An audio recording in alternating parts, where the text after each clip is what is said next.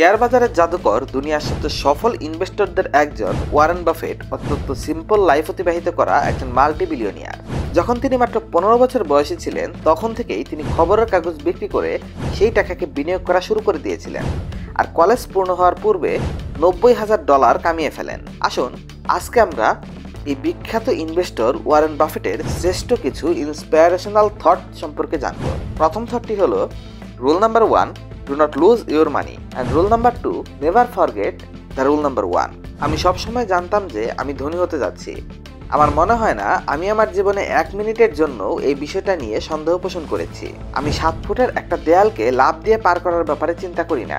আমি 1 ফুট এর বাধা খুঁজি যেটা আমি পার করতে পারবো। সম্পত্তি গড়তে 20 বছর লাগে আর তাকে হারাতে মাত্র 5 মিনিট।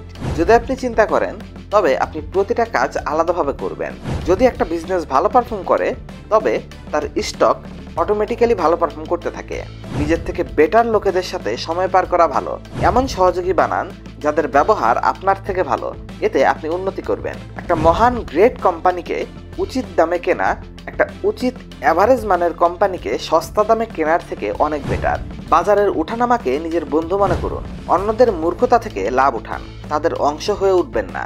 আমি যেই ধনী লোকেদের জানি টাকা শুধু তাদের মধ্যকার চিন্তাধারাগুলোকে প্রতিফলন করে। যদি তারা আগে থেকে মূর্খ হয়ে থাকে তবে এখন তারা কোটি ডলারের সাথে মূর্খ।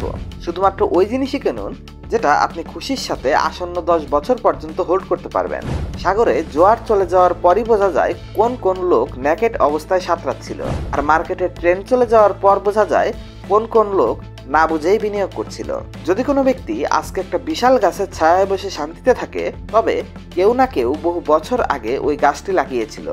যখন সবাই লোভী হয়ে ওঠে তখন আমি ভীত হয়ে যাই, আর যখন সবাই ভয় পেয়ে থাকে, ভীত সন্ত্রস্ত হয়ে থাকে, তখন আমি লোভী হয়ে উঠি। আমার পছন্দের হোল্ডিং পিরিয়ড হলো সারা জীবনের জন্য, ফরএভার। সময় ভালো কোম্পানিগুলোর বন্ধু হয় আর অ্যাভারেজ কোম্পানিগুলোর শত্রু। এগুলো ছিল ওয়ারেন বাফেটের অসাধারণ কিছু কোটেশন। আমার মনে হয় আপনার কালেকশনটি ভালো লেগেছে। আমি আপনাকে রিকোয়েস্ট করব তার এই অত্যন্ত পাওয়ারফুল কোটেশনগুলো সবার সাথে শেয়ার করে সবাইকে জানার সুযোগ করে দেবেন।